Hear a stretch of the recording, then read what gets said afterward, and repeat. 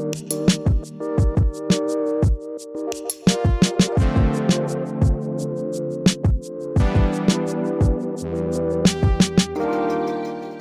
you're all very, very, very welcome to this seminar. As David says, this is the back to school, facing the challenges and exploring the opportunities. David and I have listened to these two head teachers. So it's Andrew Ball. You'll hear a bit more about him, but he's a head of a secondary school that's got 1,800 students in it. And then David Akers, who is head of a primary school that's got about 150. So very different contexts, one in Luton, one up in the north. But equally inspiring. So yeah, you're very welcome. Just some housekeeping, just whilst we're on this Zoom. Please, if you could put your name and then the organisation or the charity or the church that you're a part of, that would be really helpful if you could rename yourselves for the Zoom, to get an idea of who's here. And then, yeah, if you, like we have been using the chat, be great to keep on using that chat and just bounce off ideas. We're all practitioners, we're all learning, we've all got something to say. It'd be great to just have that opportunity to use the chat to learn from one another. And yeah, if you could keep yourselves on mute, that will just help because of background noise. You can hear that I'm in a school today, so I've got kids screaming in the background, so I will go on mute. But yeah, we'll play the video without further ado.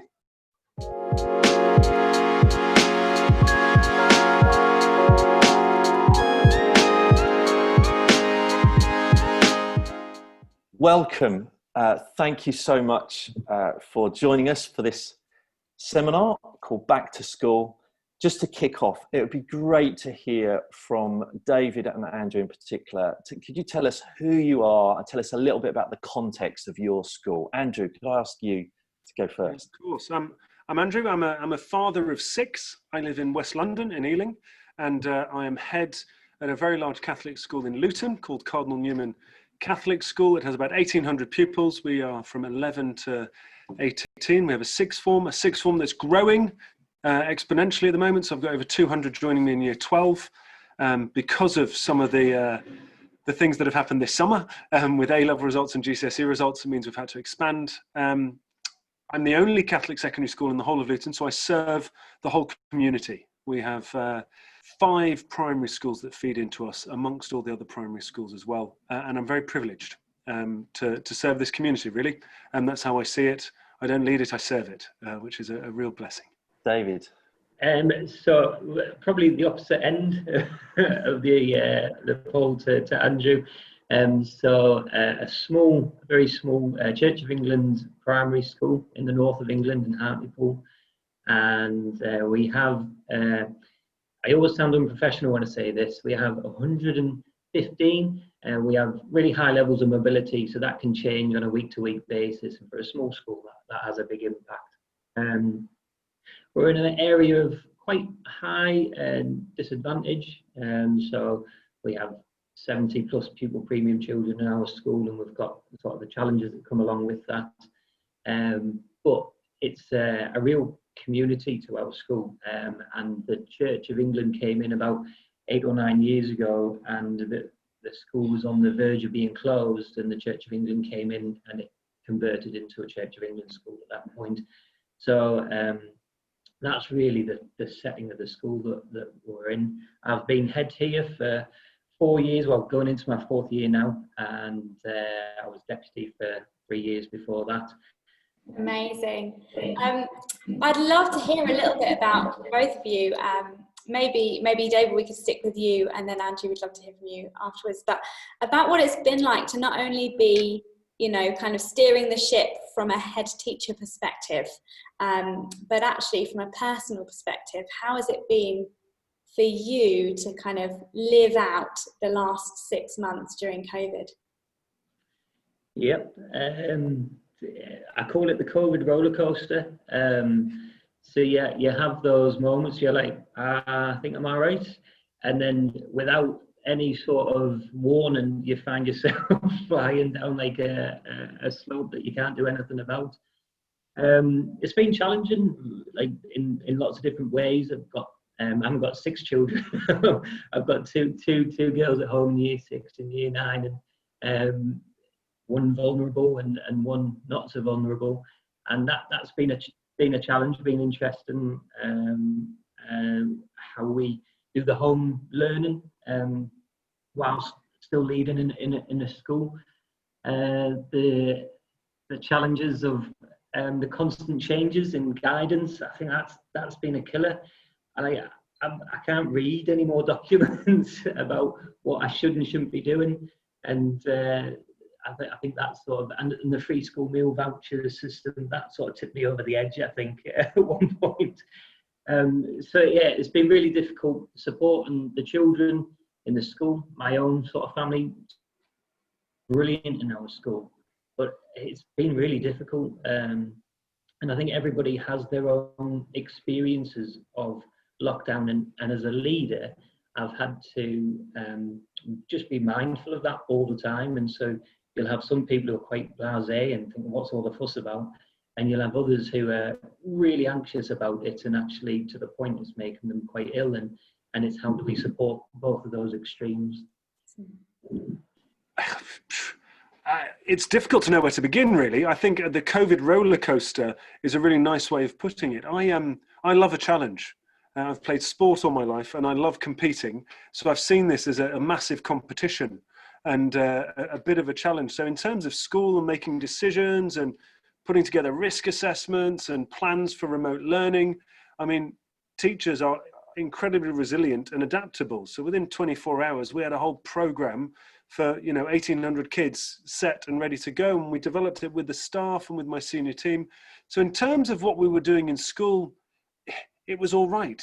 The guidance was hysterical, I think is the only way to put it. It made me hysterical at times when you get emails at 11 o'clock on a Friday evening before a bank holiday that change a good number of the guidance protocols. It can be a challenge, and explaining that to my own children at home is always a challenge, that daddy has to work on a Saturday morning or on a Sunday afternoon because the government has made some sort of decision, either that he agrees or disagrees with, but that he has to put in place for the following day. So that's been a challenge. I found out I'm a far better head than I am a dad doing homeschooling. I think I've managed the learning of 1,800 children far better than I managed the learning of the 6 at home. And without my wife, I think it would have just descended into total pajama days for nearly 6 months. But in terms of coping and how have I found it, I live in the light. I don't live in darkness. I live in a place of faith and a place of hope, and that all things are possible. Our school motto is ex umbris in veritatum, which Cardinal Newman wrote, but it basically means that we're in a place of not knowing to a place of knowing, or a place of darkness into a place of light, or a place of no hope to a place of hope. And that's a journey that we go through every day, and it's something we impress upon the children. We're using it at home now, with my children. How dark is it at the moment, or how light is it at the moment? So that's one approach. And the other approach is, as a father and husband, I try to be Christ when I walk into the home. So when I come back from work, that I try to bring Christ into my home, irrespective of anything's gone on in the day. And I've never thought of my job really as that, of being Christ, of displaying him in my daily walk. So trying to do that at school. And one of our big foci this coming year is kindness. And that's a really interesting concept for a secondary school of 1,800 kids. Andrew, just to follow up, you started talking a little bit about your faith and the impact of your faith over these last few months. Could you sort of unpack that a little bit? How has your Christian faith shaped your response to these last few months, and how does it shape your day-to-day response? And then David, perhaps you can sort of chip in after Andrew's said his piece. Well, it's a guy who I used to, when I was a young lad, sort of in my late teens, early 20s, I always used to beat myself up about not praying enough. I don't pray enough. I don't read Bible enough. I don't meditate enough, or I don't listen to enough podcasts nowadays, whatever it is. But I remember him saying really clearly, he said, Andrew, you need to live your life as a prayer, as if everything that you do is an act of worship. And so that sort of gets rid of the guilt slightly about maybe not setting huge amounts of time aside to read scripture or to pray as much as I should. I mean, if I read scriptures as much as I read government documents, I think I'd know it, I've read it 15 times over and know it inside out. But my faith shaping me, not much phases me. you know, personally, you know, in family life and marriage and different peaks and troughs that I've faced, and in my career as well. This is my second school where I've been ahead. Not much phases me. So it's more, this is what is before me and what I can deal with. And there's certain things I can't influence and that I can't impact. And I have to rely on Almighty Lord to support me in that, and just to deal with things. And I already said, we live in light. You know, I live in faith and hope, not in darkness. And I think that's always supported me. You know, I think a mad thing is not having church services has been really hard for me. You know, it's a big family. It's what we do on a Sunday. You know, we get up, we go to church. Or I also belong to an ecumenical community, and we go to prayer meetings on a Sunday afternoon. They haven't happened. And so we've done world tours of every Catholic church that on YouTube has got services less than 30 minutes. And we found, because the kids can't cope much longer. And we found a really cool priest in Melbourne. Actually, he's originally Maltese, Father Rob Galea, for all our Maltese viewers. He's amazing. And he just preaches like it's real. In fact, my son, who's 15, said, "Dad, it's like watching a film. He's that engaging." And so we've found some positives as well. And I think it's really helped us focus as a family in our prayer. And the other thing we did, and sorry, I'm kind of wittering on a bit, is, you know, it was a great opportunity to get some like prayer life going in the school. So we had weekly staff prayer. I had 40 staff logging into the equivalent of Zoom, and we were praying for the school, interceding and, you know, praying the Lord's Prayer together and the school prayer, and you know, listening to a reflection. So that's kind of how we've covered. There's loads more. I mean, I could witter on. Sorry. Thank you. Thanks, Andrew. David. Yeah, so I think my faith at this time certainly seen me through. I often say, just in normal life, like, I don't know how people operate without a faith. The fact that I know that I've got God in my corner, it's like that, you know, like in Aladdin, when you've got Genie, the genie's in his corner, he's like, I've got you. I think that knowledge of knowing that God's got it, that makes my life easier. And so my leadership as a head teacher, it makes it easier. It doesn't make it easy, but it's easier. There's Proverbs 3 verse 5, it's trust in the Lord with all your heart and lean not on your own understanding. That's really good, because quite often I don't get things. So it's like, God, just explain this to me. What do I need to do? I think similar to what Andrew was saying there about my family, whilst we've missed church together, and that, you know, that has been a big miss. We've been doing our family church, and the way that I suppose we've grown as a family in our faith together, and the questions that we've been asking each other and listening to each other pray, that's been like a massive highlight for me, actually, and something that we'll take beyond this sort of the lockdown period that we've had, that time together as a family. And then I think it's something that I always say to the staff and to the children, it's like, take back to God what He said to you. So it's been about reminding us of the promises of God.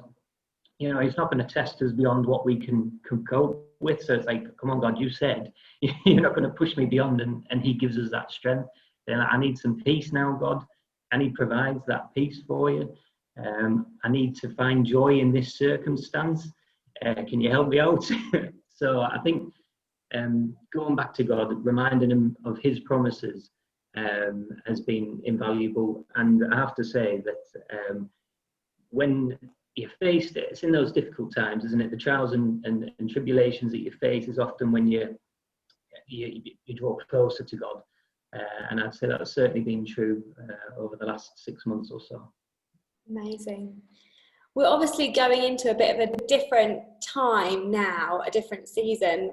We've had most of our students not necessarily in our schools, and other than our vulnerable children and those of key workers. And we've then had the summer holidays. But now that the new term is kind of back and the government guidance has changed and all the students are back in the classroom, I know that lots of us that are visitors into schools are asking the questions, like, what do you feel are the biggest challenges that your school community faces, whether that's the teachers or the students themselves or the families of your students? What do you anticipate being the sort of the key challenges that your school communities are facing as we return this September? So, following on the last few days in school, attendance is going to be a challenge, and the anxieties of children, families, staff, like not knowing what to do and what not to do. Dealing with that I suppose they have to isolate for 2 weeks.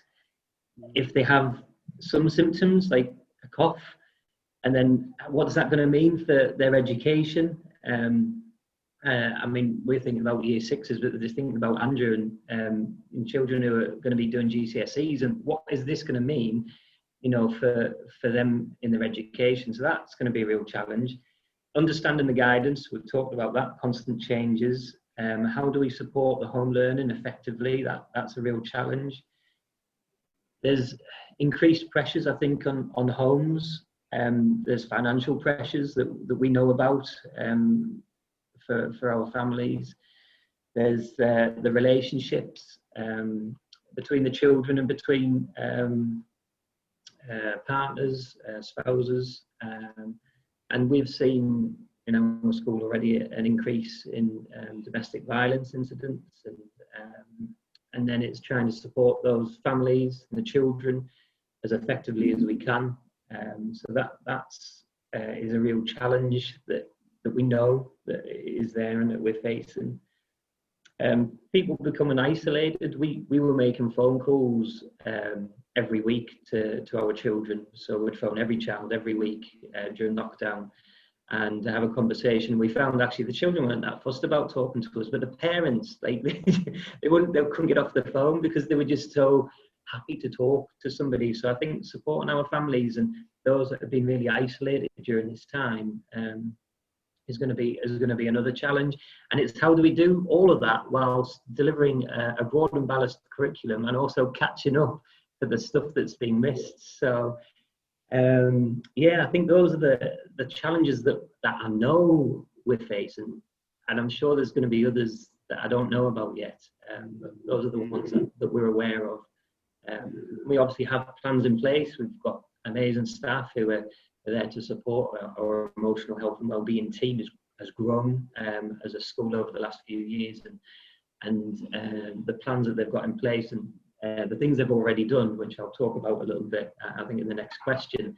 It's just been amazing. Is it enough? I don't know. Is there more I can do? I'm going to listen to what Andrew's got to say. Maybe there is. I think doing things like this is really good because it allows us to sort of share. Yeah, we're facing these same problems and some of the challenges. What are some of the solutions? You know, what can we do? How can we overcome them together? Thank you, David.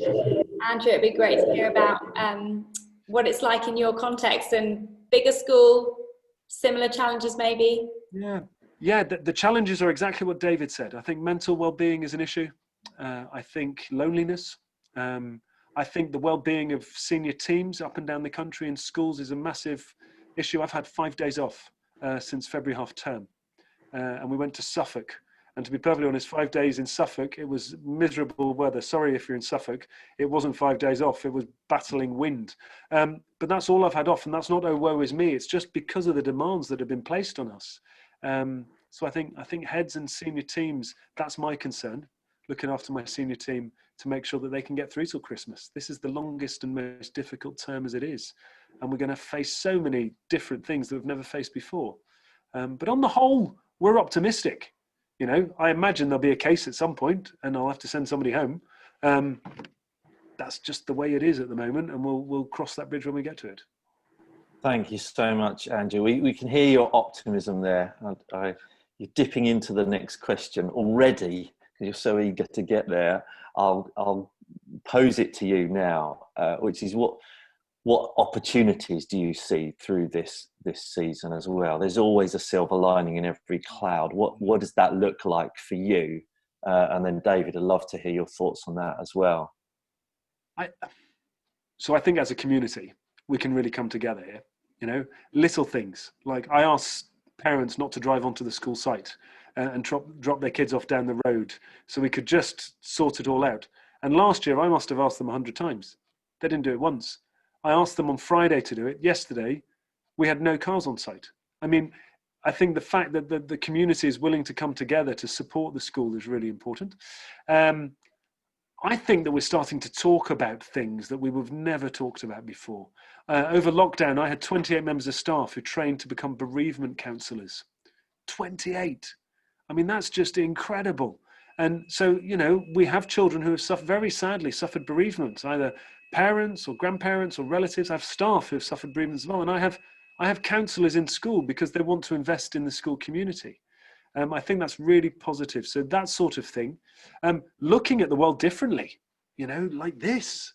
You know, I don't have to travel anywhere to meet with people necessarily, even though I'd really like to travel and see people and have a cup of tea with them. But I think the ease with which we can do things. And I also think about teachers stretching themselves. That's real opportunity. And then finally, the opportunity for our faith. You know, we still have that prayer group going of 30 or 40 staff who meet every week electronically and pray. That didn't happen before we had this, because people don't feel like they need to get to a room or the chapel or whatever it might be for a certain time, and they can just log on and they're there and wherever they're at. And I think that's really, really precious. Yeah, it's exciting in some ways. I'm kind of, bring it on. Let's crack on. You know, we're only at the beginning of September. Maybe come back at the end of the week and I'll be exhausted and I'll be looking for a break already. Thank you, Andrew. David, what are the opportunities that you see? I was just laughing there. Yeah, come back at the end of the week or in a few, because I think I'm feeling at the minute. I think, yeah, I think we can do this. I think it's all right. I mean, that sounds similar to Andrew. I've got an amazing staff, and whilst we're in lockdown, one of our big things for our school is we take our children out all the time. We visit everywhere. We give them life experiences because it's important that they have that. And we weren't able to do that. I'm like, oh, this is rubbish. And so we really invested in our school environment. So the staff, we're painting fences. We've got a quad area on. It looks amazing. It's around the theme of Beatrix Potter. Like, I'll have to get some pictures so you can see that. It looks amazing. We've got a new early years area that's been totally revamped and developed. I mean, I was putting up fences and building sand pits, and I think that would never have happened if we hadn't had that lockdown period and that time, actually. And I was chatting to a parent yesterday morning, and I was talking a little bit about the things that we've done, and she said to me, I said, I don't know why we didn't do it before. And she said, you didn't have time. And I was like, yeah, you're right. We'd never actually stopped and thought, why don't we try something? Why don't we do something a little bit differently? And, you know, I'm sure Andrew was saying, we've changed our lunch times, look very different. And I was chatting to the dinner staff, and I said, so how's it going? Like, why didn't we do this before? It's amazing. We've got less children out here. It's a lot calmer.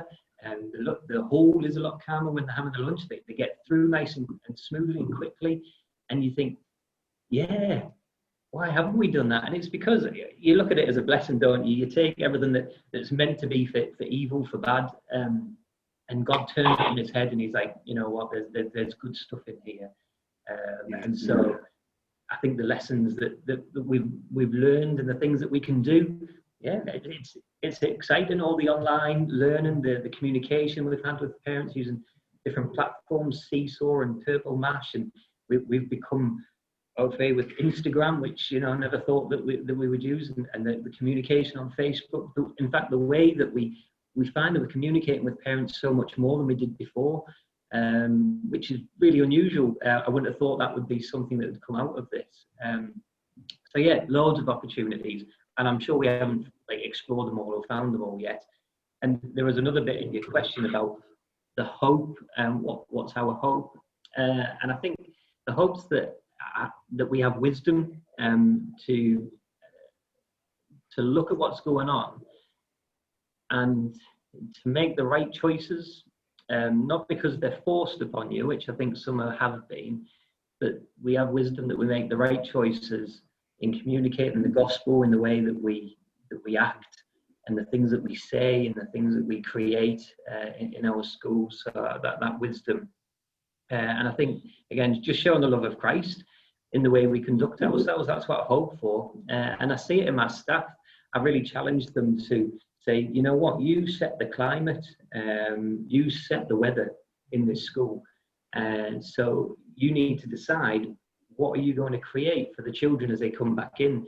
And you can see they really took that on. They're like, yeah, it's me. I create the climate in the classroom. And they've really sort of taken that mantle on. And I don't get the chance to walk around school as much as I normally would. But the times that I do, and just to make sure things are as they should be, it's just been lovely. Lovely to have children back in the school. It's making, it's what a school's here for. It's like a church, isn't it? It's not a church without the people. A school's not a school without the children in it. So, David, you picked up on it a little bit there, that talking about the church, and I guess our final question really is this, because everyone tuned in right now and watching, all of us, we are members of the church, God's church, but also our own churches and in our own communities. And we're not always the best at showing it, but we right now are really desperate to serve our schools, and we love our schools. And Andrew, what you said there was, it's not enough for us to just love them, but we want our schools to know that we love them and to know that we're there to serve them. And I guess we just end with this question really, which is like, what can we do and how can we serve you? And practically, what can that look like? What is that not allowed to look like is a question as well that I think lots of people will be asking. But is there anything that the local church was able to offer that you would just want desperately to say yes to? What would that be? David, why don't we start with you? Okay, I'm not going to say this glibly at all, but prayer. And I think sometimes you just go, oh yeah, if you could pray for us. But like seriously, that prayer is massive to have people I know that are prayer warriors and praying for the school, for the children, for the staff. That protection for the school as well during this time. Just pray. Also, what I would ask is, if you are praying for us, let us know that you're praying for us, because I think sometimes I've heard when somebody says, oh, I've been praying for you for years, and you're like, really? That would have been great to know, because there was those moments when I was like thinking I was quite alone. So if you are praying for your school, let them know about it, however you want to do that. Give them a call or drop them an email, or put something together just to say, like, you're in our thoughts, you're in our prayers. If there's anything you want us to pray for, please let us know so that we can be specific in our prayers, because I do think actually when you're praying about a specific issue, that really helps. It also means that you can take that back to God and say, oh God, we asked you about this, we prayed about this, what's happening. So prayer, definitely.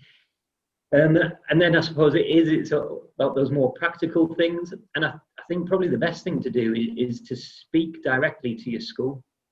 Find out what the context is and what you can and can't do, because I know it will be different for every school about, if you can go into the school or not, if you can, take food, like parcels or hampers into the staff room or not.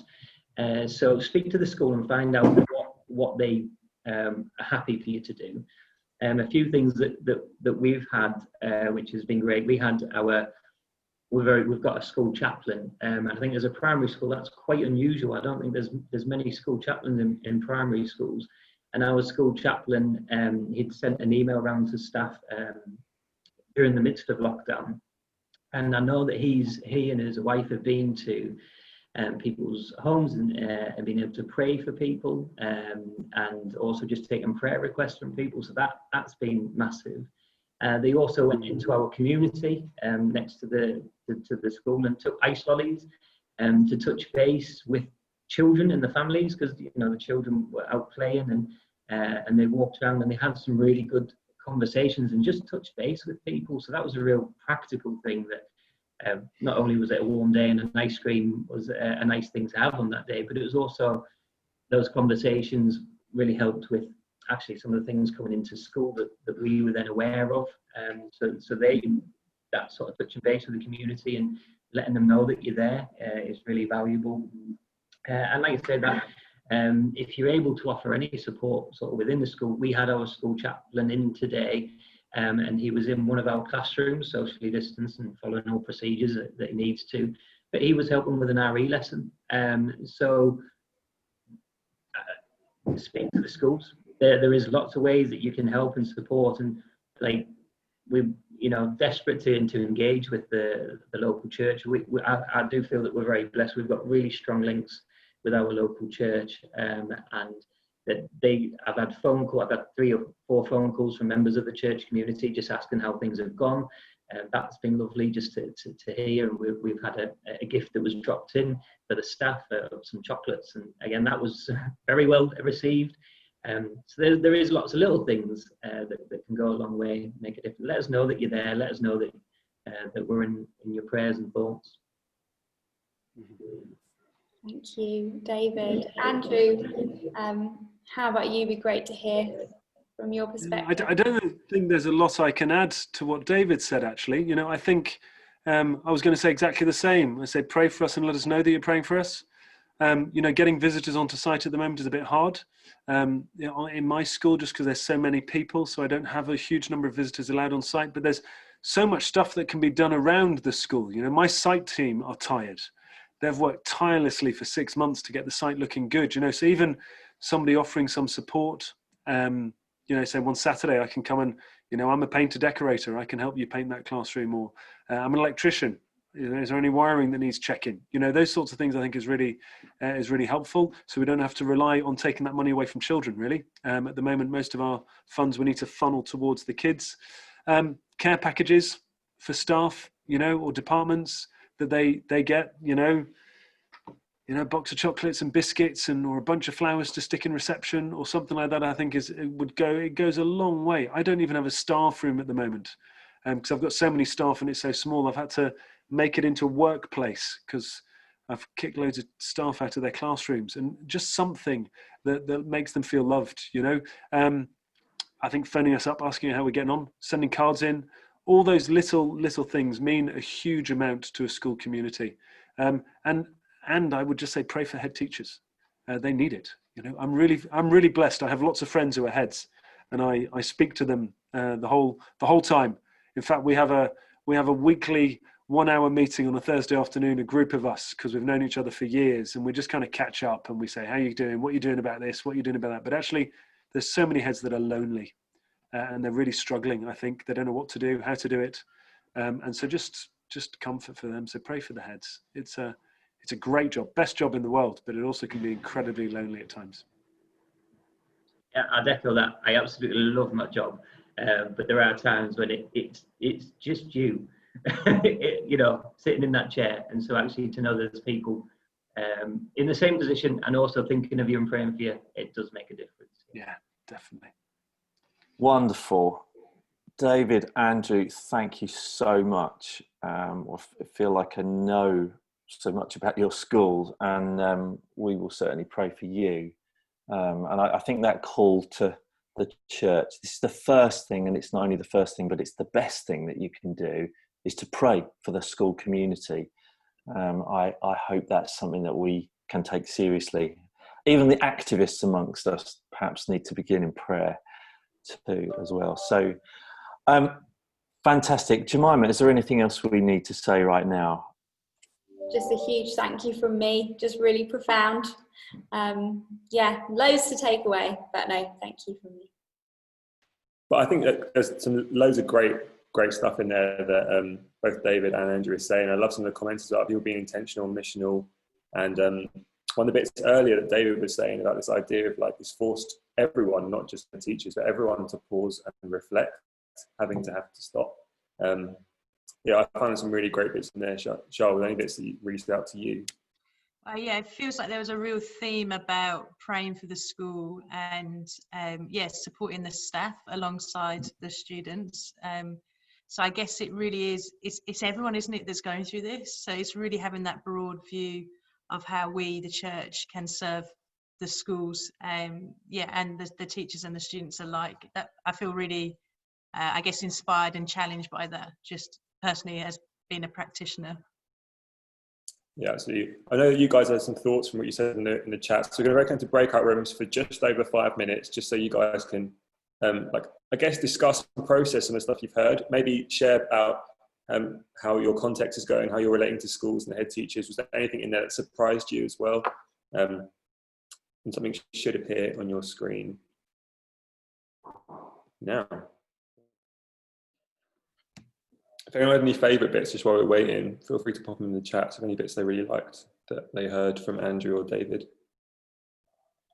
I think too often we underestimate the power of prayer and how important it is. That if we can do nothing else, that praying is actually a great resource and a great thing to be doing. And they both seem to really say that that was an important thing for them. So I think being encouraged by the fact that, sometimes we think, oh, I guess we could just pray. Well, it's not just pray. Prayer is power, and we need to remember that.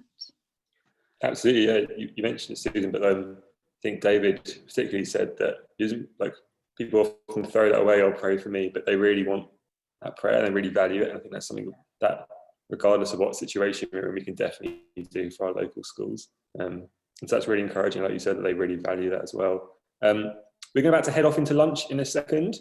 I'm going to put my email address in the chat just in case you want to follow up or got any feedback or any questions or anything like that. Our next seminar set will be at 12:45, so you've got about half an hour to go grab some lunch, stretch your legs, go and walk, whatever you need to do. But before we end, I just want to get Charles to pray, just to commit, not just the seminar, but also for lunch as well. Over to you, Charles. Real, thanks, David. Yeah, God, we thank you so much for these two amazing head teachers, and we just especially want to lift them up in prayer this afternoon, and just, yeah, God, thank you for them. Thank you for their hearts after you. We just pray you bless them in their role of leadership. But yeah, God, I just pray that the things that have spoken to us and challenged us in this last session, that you would, just really water on them, the ideas that we might have had, the challenges that we might have had. God, I just pray the inspiration that it might have been, that you would bring, that you would water on those seeds and they would bear fruit. God, we want to see the kingdom come in our schools. We want to see the kingdom come in our communities. We want the church to be people that bring light and help people to journey from darkness into light. So God, just create ways to do that, I pray. Bless everyone here in this seminar as they seek that. In Jesus' name, amen. Amen. Enjoy your lunch, everyone. Yeah, thanks so much. So hope you see you guys soon. Bye.